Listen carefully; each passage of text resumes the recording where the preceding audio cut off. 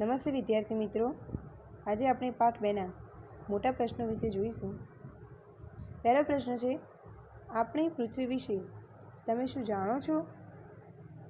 તો નોંધ લખો. બાળકો, આપણે પાઠની શરૂઆતમાં જોઈ ગયા હતા કે આપણી પૃથ્વી એ સૌર પરિવારની એક સભ્ય છે. સૌર પરિવારમાં તમામ સજીવ સૃષ્ટિને જીવવા માટે જરૂરી અનુકૂળ તાપમાન, પાણી અને હવા એકમાત્ર પૃથ્વી પર જ છે. હા બાળકો, સજીવ સૃષ્ટિને જીવવા માટે અનુકૂળ તાપમાન, પાણી અને હવા એકમાત્ર પૃથ્વી પર જ છે. સૌર પરિવારના બીજા કોઈ ગ્રહ પાસે આ પ્રકારની અનુકૂળતાઓ હોવાની સાબિતી મળી નથી. કે આ સૌર પરિવારમાં બીજા કોઈ ગ્રહ પાસે અનુકૂળ તાપમાન, પાણી અને હવા હોય એની માહિતી હજી મળી નથી, સાબિતી મળી નથી. ત્યારબાદ આપણો બીજા નંબરનો પ્રશ્ન છે કે પૃથ્વી પર 4 આવરણો કેવી રીતે અસ્તિત્વમાં આવ્યા? બાળકો, આ 4 આવરણો વિશે આપણે જે ભણી ગયા હતા એ જ છે કે પૃથ્વી પ્રથમ વાયુમય અગનગોળા સ્વરૂપે હતી, વાયુના અગ્નિના ગોળા સ્વરૂપે હતી. એ અગનગોળો ધીરે ધીરે ઠંડો પડતા તેમાંના કેટલાક તત્વોનું ક્રમશઃ પ્રવાહી અને ઘન સ્વરૂપમાં રૂપાંતર થયું.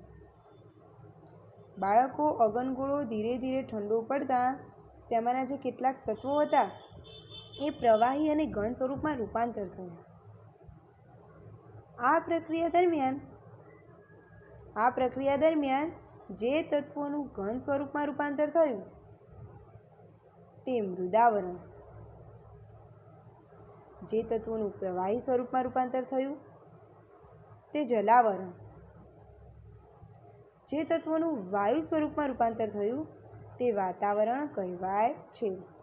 બાળકો, આ મોટા પ્રશ્નમાં તો આવ્યું જ, પણ સાથે સાથે ટૂંકી વ્યાખ્યા સ્વરૂપમાં પણ પૂછાતું હોય છે કે જે તત્વોનું ઘન સ્વરૂપમાં રૂપાંતર થયું તે મૃદાવરણ, જે તત્વોનું પ્રવાહી સ્વરૂપમાં રૂપાંતર થયું તે જલાવરણ, જે તત્વોનું વાયુ સ્વરૂપમાં રૂપાંતર થયું તે વાતાવરણ કહેવાય છે.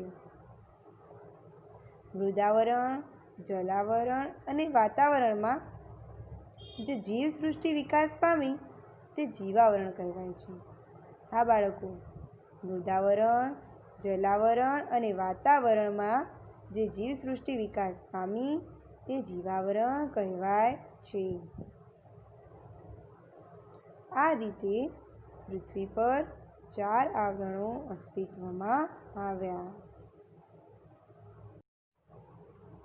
તો બાળકો, ત્રીજા નંબરનો પ્રશ્ન છે, સૂર્યમાંથી છૂટી પડેલી પૃથ્વીને આધુનિક સ્વરૂપમાં આવતા કેટલો સમય લાગ્યો હશે અને શા માટે?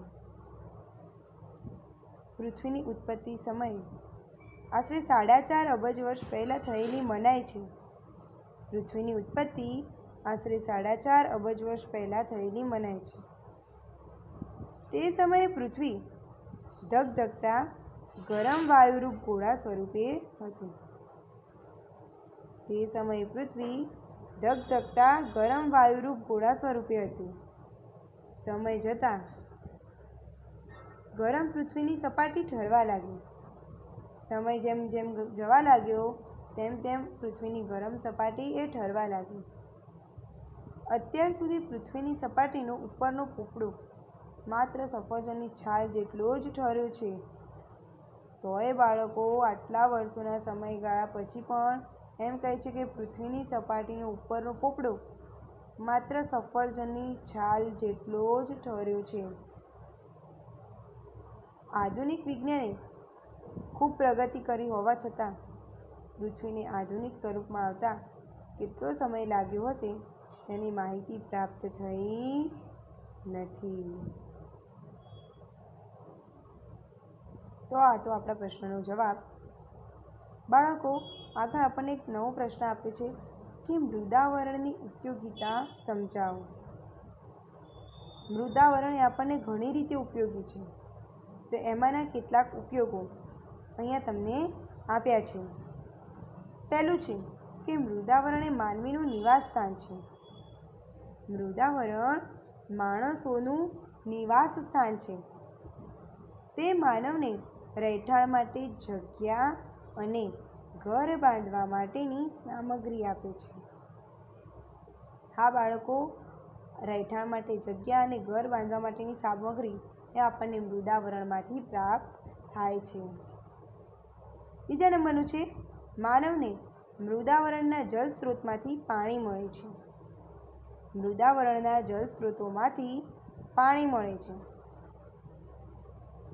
ત્યારબાદ ત્રીજા નંબરનો મુદ્દો છે કે માનવી મૃદાવરણ પર ખેતી કરી વિવિધ પાક ઉગાડે છે. માનવી મૃદાવરણ પર ખેતી કરી વિવિધ પાક ઉગાડે છે તેમજ ઉદ્યોગ ધંધા અને અન્ય આર્થિક પ્રવૃત્તિઓ કરે છે. હા બાળકો, ઉદ્યોગ ધંધા અને બીજી અન્ય આર્થિક પ્રવૃત્તિઓ કરે છે એ મૃદાવરણ ઉપર જ કરે છે. આગળ મૃદાવરણ વનસ્પતિ અને પ્રાણીઓનું નિવાસ સ્થાન છે. મૃદાવરણ વનસ્પતિ અને પ્રાણીઓનું નિવાસ સ્થાન છે. મૃદાવરણ પરના જંગલો, ઘાસના મેદાનો, પ્રાણીઓ વગેરે વિવિધ પ્રકારે ઉપયોગી છે. ત્યારબાદ આપણો 5મા નંબરનો કે મૃદાવરણમાંથી મળતા ખનિજોનો ઉદ્યોગોમાં અને બીજી રીતે ઉપયોગ થાય છે. મૃદાવરણમાંથી મળતા ખનિજોનો ઉદ્યોગોમાં અને બીજી અન્ય રીતે પણ ઉપયોગ થાય છે. માનવ સંસ્કૃતિનો વિકાસ એ મૃદાવરણને આભારી છે. હા બાળકો, આપણી માનવ સંસ્કૃતિનો વિકાસ એ મૃદાવરણને આભારી છે. ત્યારબાદ આપણો 5મા નંબરનો પ્રશ્ન છે કે જલાવરણની ઉપયોગિતા જણાવો. જલાવરણ આપણને પીવા માટે મીઠું પાણી પૂરું પાડે છે. જલાવરણ આપણને પીવા માટે મીઠું પાણી પૂરું પાડે છે. તો વરસાદ માટે મોટાભાગનું પાણી એ સમુદ્રોમાંથી આવે છે. વરસાદ માટે મોટાભાગનું પાણી એ સમુદ્રોમાંથી આવે છે. ત્યારબાદ આપણો 3જા નંબરનો મુદ્દો છે કે સમુદ્રોના પાણીમાંથી રસાયણો મળે છે. સમુદ્ર તળ નીચેથી ખનિજ તેલ મળે છે. સમુદ્રના તળિયાના નીચેના ભાગથી આપણને ખનિજ તેલ પ્રાપ્ત થાય છે. સમુદ્રોમાંથી માનવીને ખોરાક માટે માછલા તેમજ અન્ય જીવો પણ મળે છે. ત્યારબાદ 5મા નંબર, સમુદ્રના પાણીમાંથી મીઠું પકવવામાં આવે છે. જલાવરણના ઉપયોગમાં આ પણ એક ઉપયોગ છે કે સમુદ્રના પાણીમાંથી મીઠું પકવવામાં આવે છે. જ્યારે સમુદ્રની ભરતીથી વિદ્યુત ઉત્પન્ન કરવામાં આવે છે. 7મા નંબરનો મુદ્દો છે કે મહાસાગરોનો જળમાર્ગો તરીકે ઉપયોગ થાય છે. મહાસાગરોનો જળમાર્ગો તરીકે ઉપયોગ થાય છે.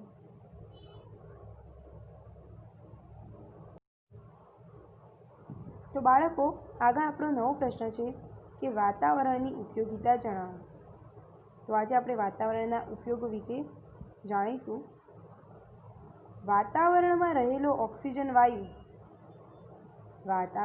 રહેલો ઓક્સિજન વાયુ જીવસૃષ્ટિ માટે અનિવાર્ય છે, એટલે કે ખૂબ જરૂરી છે. નાઇટ્રોજન વાયુ વનસ્પતિના વિકાસ માટે જરૂરી છે. જ્યારે નાઇટ્રોજન વાયુ એ વનસ્પતિના વિકાસ માટે જરૂરી છે. કાર્બન ડાયોક્સાઇડ વાયુ લીલી વનસ્પતિનો ખોરાક છે. હા બાળકો, કાર્બન ડાયોક્સાઇડ વાયુ એ લીલી વનસ્પતિનો ખોરાક છે. નાઇટ્રોજન વાયુ ઓક્સિજન વાયુના જલદપણાને મંદ કરે છે. બાળકો, બધા મુદ્દા આપણે પાઠની અંદર આવી ગયા છે કે નાઇટ્રોજન વાયુ એ ઓક્સિજન વાયુના જલદપણાને મંદ કરે છે.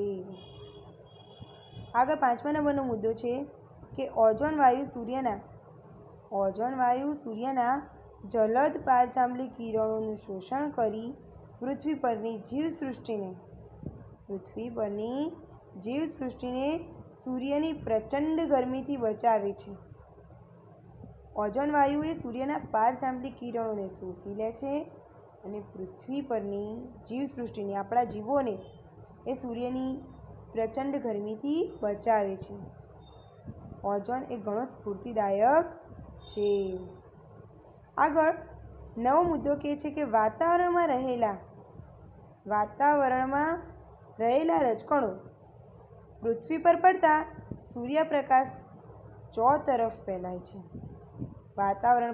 વાતાવરણ પર જે રજકણો રહેલા છે એ પૃથ્વી પર પડતા સૂર્યપ્રકાશને ચોતરફ ફેલાવે છે. એ રજકણો પૃથ્વી પર જે સૂર્યનો પ્રકાશ આવે છે તેને ચોતરફ એટલે કે ચારે બાજુ ફેલાવે છે. તેથી સૂર્યનો ઉદય થતાં પૃથ્વી પર અચાનક અજવાળું થતું નથી કે સૂર્યાસ્ત થતાં અચાનક અંધારું થતું નથી. રજકણો પ્રકાશના કિરણોનું પરાવર્તન કરે છે. આ રજકણો એ પ્રકાશના કિરણોનું પરાવર્તન કરે છે જેથી આપણને સૂર્યપ્રકાશ મળે છે. રજકણો વાદળા બનાવવામાં પણ મદદરૂપ થાય છે. બાળકો, આ રજકણો વાદળા બનાવવામાં પણ મદદરૂપ થાય છે. આપણે વાતાવરણના લીધે અવાજ સાંભળી શકીએ છીએ.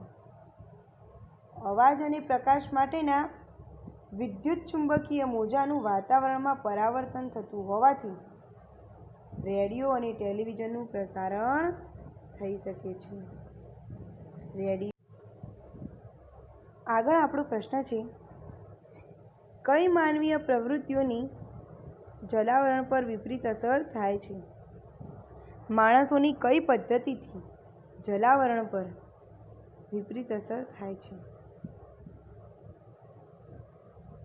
નદીઓ, ઝરણા, તળાવો, સરોવરો અને સમુદ્રોમાં શહેરો અને ગામડાની અશુદ્ધિઓ તેમજ ઔદ્યોગિક કચરો સતત ઠલવાતો રહે છે.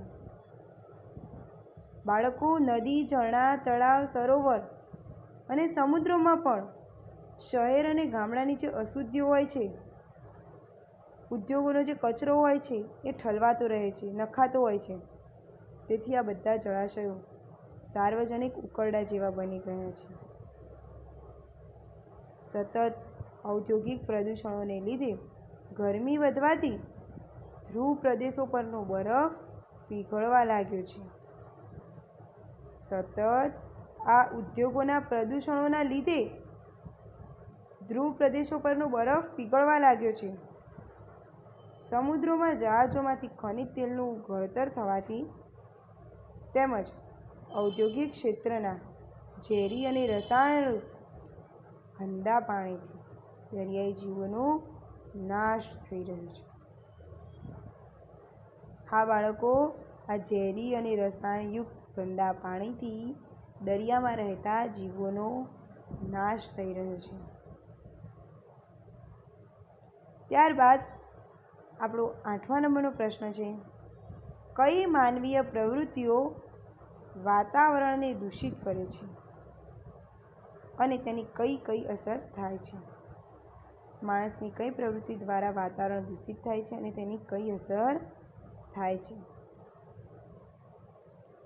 ઉદ્યોગો અને મિલો, કારખાના, થર્મલ પાવર સ્ટેશનો, વાહનો વગેરે દ્વારા પ્રદૂષિત હવા વાતાવરણમાં ભળે છે. બાળકો, આપણે અગાઉના ધોરણમાં પણ અભ્યાસ કરી જ ચૂક્યા છીએ કે ઉદ્યોગો, મિલો, કારખાના, થર્મલ પાવર સ્ટેશનો, વાહનો એ બધા દ્વારા પ્રદૂષિત હવા વાતાવરણમાં ભળે છે. વાહનોની વધુ અવરજવરવાળા શહેરી વિસ્તારોની હવામાં કાર્બન મોનોક્સાઇડ નામના ઝેરી વાયુનું પ્રમાણ વધારે હોય છે. વાહનોની વધુ અવરજવરવાળા શહેરી વિસ્તારોની હવામાં કાર્બન મોનોક્સાઇડ નામના ઝેરી વાયુનું પ્રમાણ વધારે હોય છે. આ વાયુથી માથાનો દુખાવો, ચક્કર આવવા વગેરે તકલીફો થાય છે. આ વાયુથી માથાનો દુખાવો, ચક્કર આવવા વગેરે તકલીફો થાય છે. ત્યારબાદ આપણો ત્રીજો મુદ્દો કે વાતાવરણમાં કાર્બન ડાયોક્સાઇડ એટલે કે CO2 વાયુનું પ્રમાણ વધ્યું છે, તેથી પૃથ્વી પર ગરમીનું પ્રમાણ વધ્યું છે.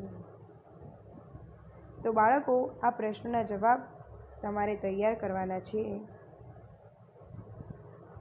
બીજા પ્રશ્નોના જવાબ કઈ રીતે આવે તે આપણે બીજા પિરિયડમાં જોઈશું.